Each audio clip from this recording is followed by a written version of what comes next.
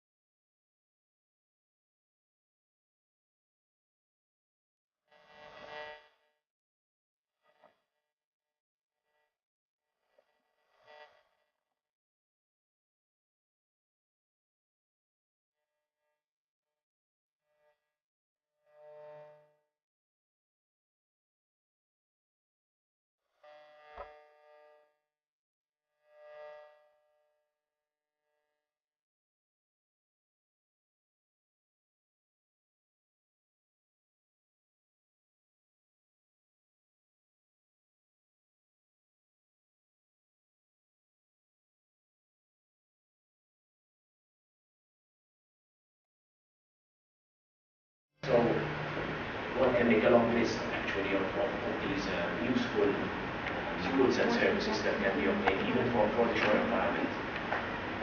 What about anthropogenic impact, human impact? Did you notice any human impact? Yes, my friend found a fork, a metallic fork. Rubbish, litter.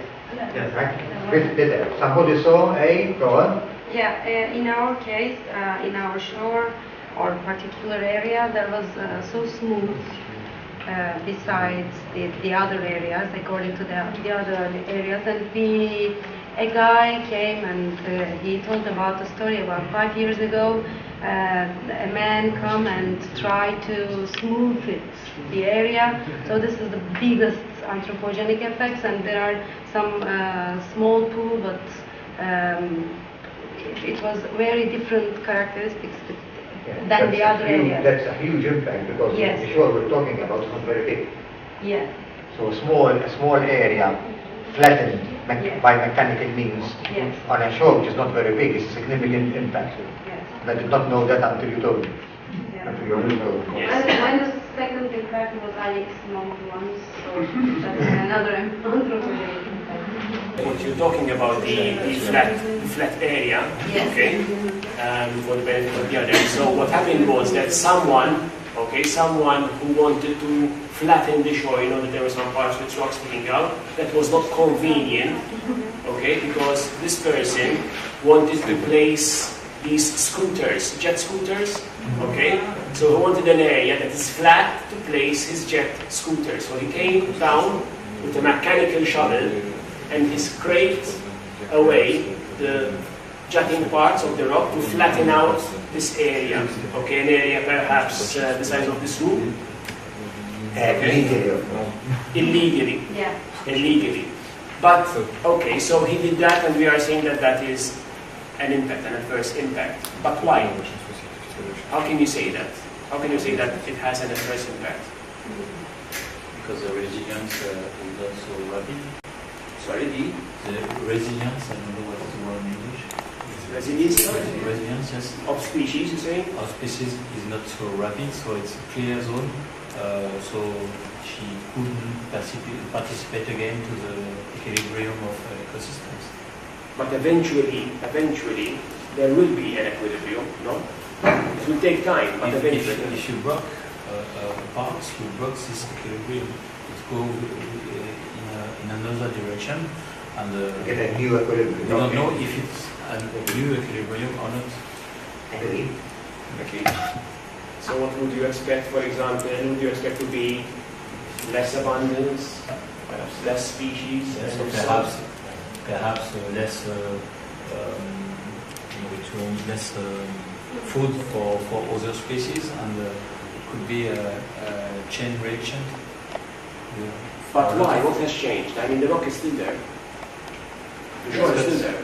For example, for some zones, there can be nursery zones. Okay. So the surface topography has changed, so the structure, habitat structure has been changed. Now it's smooth.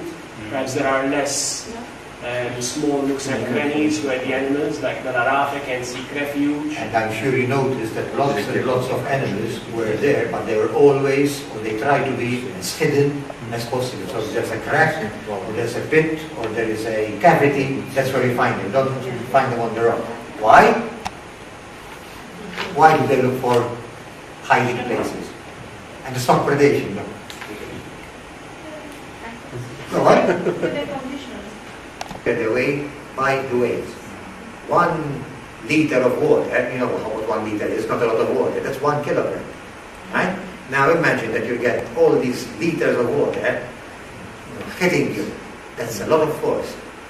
So that's what the main factor affecting life on the shore is. It's resisting wave action. Predation and that, yeah, but that's secondary. That's your first problem. So anything that you can do to avoid getting the full force of the waves, you do it. So you live in crevices, you live under hold, but right? And if you are mobile like a crab is mobile. Right? What do you do? Or one of those big snails. those who show the ocellations, the big snails, right? How do they survive? The teeth. The teeth, so the small teeth. Yeah. So what do they do? When it's rough weather, what do they do? Yes. And when it's not rough weather, they come out, right? So it's behavior. It's operculum on the rock substratum, on the rock. It's shell hole. Huh? And operculum. Yeah, the operculum covers the mouth of the shell, the entrance of the shell. And that is okay, but physiologically, you don't dry out because you've got water. It's not going to help you not getting carried away by the waves.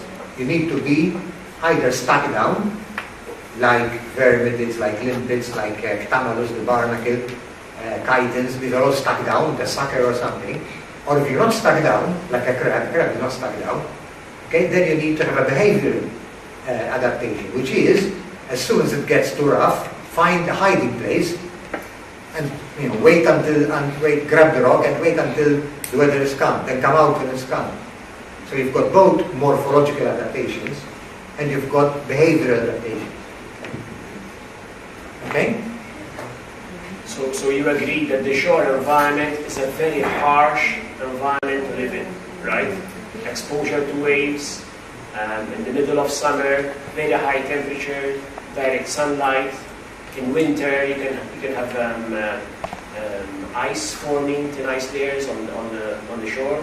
Okay, so problems of desiccation and cold and all sorts of things. May I ask a question? In our particular area, you said black dots on the rocks provides nutrients for algae, for example. No? Those are phosphate nodules, Yeah. and it's in a form which is not soluble. Okay, not Okay? soluble. No, so it has no significance in terms of nutrients to the algae. The rock does not dissolve. It dissolves very, very, very slowly. It will not affect the algae at all. Okay? And that kind of habitat where you've got the phosphate nodule, that's a geological structure. Okay. That's by accident. It happens to be at sea level. And there are very few places where it is at sea level. Right? So it's just a kind of rock. Okay. And finally, for the shore, you also have trampling.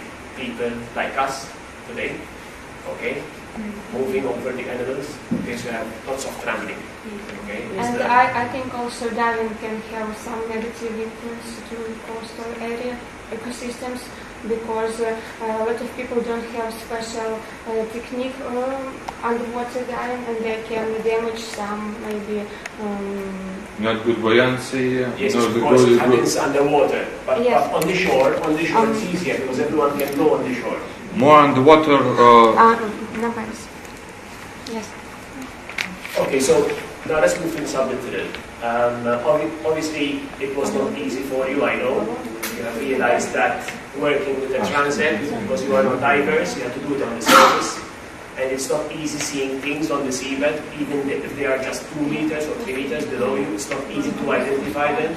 It's not easy to see boundaries, so I'm sure that you appreciate the difficulty of doing a transect on the surface. It is not really the right way to do a transect, okay? We usually do it on the seabed, using scuba diving, so the diver is very close to the seabed and it can take notes and see the animals and the plants better, take samples and so on.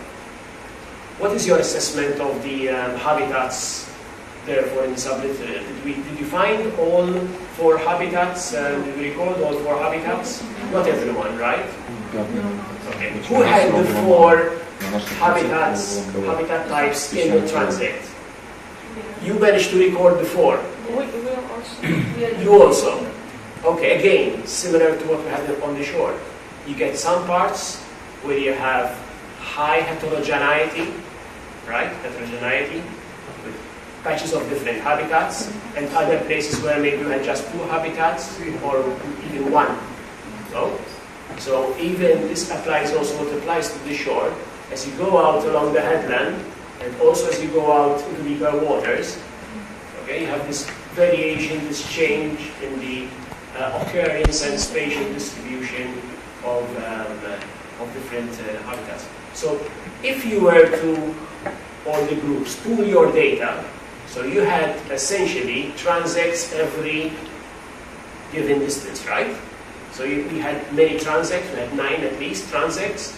If you were to pool the data, put them together, okay? What do you think can be done with this data? Can you, for example, perhaps produce a map?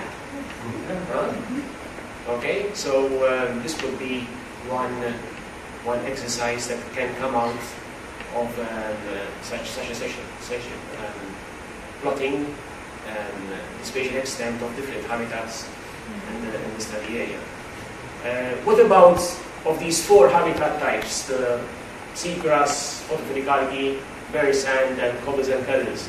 You recorded the occurrence of different species, right, and abundance, as you did for the shore. Did you arrive at a conclusion of perhaps which one is, suppose, the highest diversity, or and which one is the most abundant?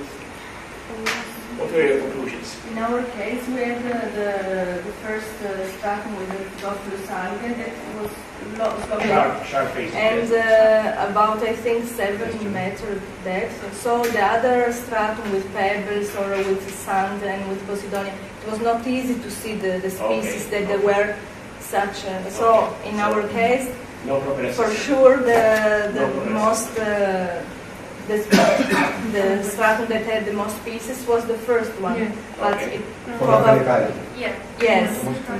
But also Posidonia is supposed to have many species that we couldn't see. So you are making the important point that you cannot really come out with this assessment. Was the species richness, the number of different species of fish, was it most largest in the photophilic algae or not? No. No, where was it? In the Cobbles and pebbles, you in say? the cobbles and pebbles. There were more fish species on cobbles and pebbles than there were in the photophilic algae and the seagrass and the Gozo in your case. Okay. Actually, we saw rich biodiversity in the photophilic algae, but in Posidonia, maybe 1 or 2 species, but more than. Lots of bunches. Yes. And in also photophilic algae area, there were also parasites sea urchin. It was very common. It was so sharp as your area. So there are parasites of. In our group, we saw the rich abundance between. And things going on then, so food, shelter, nursery areas, okay? But is this the same for all habitats? Is it the same? Is this the same for all habitats? Same food, same refuge? Is this equal for the different habitats, or it changes from one habitat to the other? This service that it provides. All habitats provide food. All have invertebrates. On surface, the microalgae. The question is, each of these habitats provides goods and services. Okay. Don't provide the food. You think so? Surface. You think so?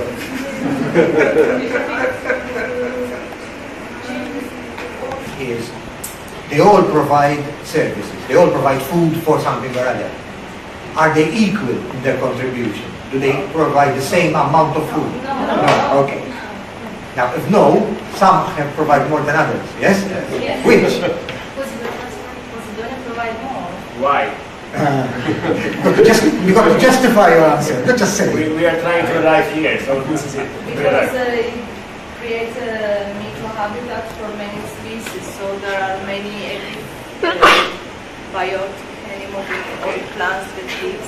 What we refer to as structural complexity. Yeah. Right?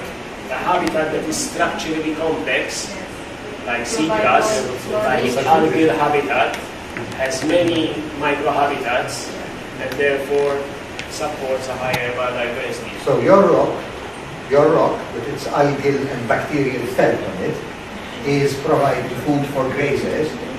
But if you're looking at Posidonia, you have the leaf, you have the shoot, you've got the rhizome, you've got the sediment trap between the rhizomes. The mat. Right? And then, yes, the mat, that's the mass of rhizomes and sediment on which the thing is coming out of. Right? So you can see that the structure is much more complicated. So the types of food and the microhabitats are much more abundant than you have on a rock, which is very, very much the same. Do you understand? That's the habitat architecture. Like our churches are baroque, lots of decorations, and then you get the neoclassical, and they're very simple, just smooth walls. In the rules of the project of the Posidonia Finca, Yes. and the list of the Posidonia Finca on the BioDivMeX And politics as well, huh? yes. There are politics on the surface. The circulidae, circulids. Yes. Last thing, anthropogenic impact. Did you note any anthropogenic impacts on the sublittoral habitats? Perhaps again it was difficult to assess this because you are not close to the seabed, so they have been. Did you see, for example, any anchoring on Posidonia or moorings, concrete blocks maybe? Did you see? Anyone saw? Did you saw? Big block, okay. Okay, so what happens when someone puts a big block of concrete on the Posidonia? What would be the impact, the adverse impact? What happens? No effect. There were changes, just like the boundaries of the systems. It would be like But other effects could be that now you have an elevated structure, and because of water movement, coming against the mooring, it will start changing the microenvironment around the mooring, and because of that, perhaps the Posidonia is also affected. So you don't have just this area, you may have a larger area, with this modified habitat in between. Worse, if the mooring has a chain, and the chain is lying, usually it doesn't go straight up, but it is lying on the mooring and on the Posidonia. When the boat ties to the mooring, the chain starts moving around, so sometimes the area impacted by the chain is larger than the area taken by the mooring. So sometimes, when you have these many moorings like you have in these bays, you add all these areas together, and you find that a large area of Posidonia has been affected adversely, with these moorings. Anchoring, same thing or worse. Anchoring, you get a boat, comes in this morning, puts down the anchor, rips off the Posidonia shoots, there is the chain, it's also moving on the Posidonia, right? Ripping off the shoots. Then he takes up the anchor, moves to the next bay for another swim, puts down the anchor, repeat, here, there, and and you come here, and you go down and you're seeing the fish and the that's already a very basic service that's being provided. But we can draw a whole list. Because, for example, Posidonia, we mentioned that Posidonia traps sediment, so it reduces turbidity, the water column. You have the effect on water quality. So these living plants, apart from Posidonia, also the algae, are taking up the nutrients which are ending up from the bones and from the lowlands also. They are cleaning the waters. And you can go on and on, reducing the wave action, Posidonia, reducing coastal erosion. You can draw up a very long list. A list that will more convince politicians than us biologists sometimes more effective in doing so.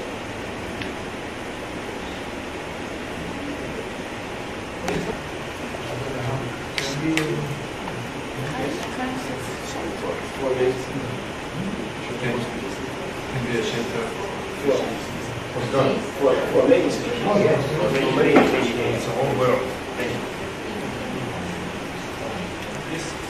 Knowing that Posidonia is belongs as a classification to flowering plants, I think it's a monocotyledon anyway. And is it flowering and fruiting just like the others? I mean, I read about cotyledons. No, actually, Posidonia it's more to vegetative reproduction than flowering. Flowering happens rarely. There was a time when it was being recorded approximately every 10 years. Okay, so it's quite a rare event. And the reasons for this was a controversy. You know, some scientists say it is because of global warming, you know, that is resulting in this flowering. Others say that because of this global warming, it's a better environment for the plant. Way better. Others say no, you know, it's being stressed, so it's trying to counteract the stress by reproducing sexually. But by the way, it was also another little work for you, because as said Joe, it's a workshop. I would like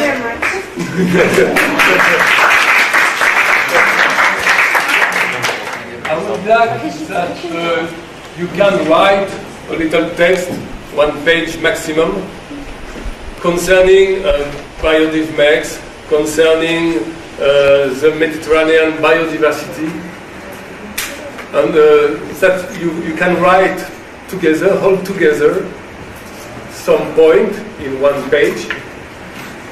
This is the question is not to say to us that we must stop pollution, we must stop climate change. No, I want that you can say us how you what do you expect from BioDivMeX?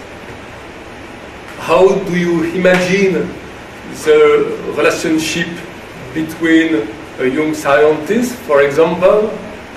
How you imagine the collaboration between laboratory and, for example, if you think that this kind of workshop is a good thing, but perhaps you can say no. It's a good thing or not. But I think that as a young scientist, you have some idea about the future of the Mediterranean and the future of the researches concerning Mediterranean area. You can think about this short text during the dinner, after the dinner, and I think perhaps that tomorrow morning, at the end of the session, one of you can explain to us this recommendation. Can be published. Yeah? They can be publicized. Yes. As an anecdote by yourself of the workshop. Okay? Thank you very much for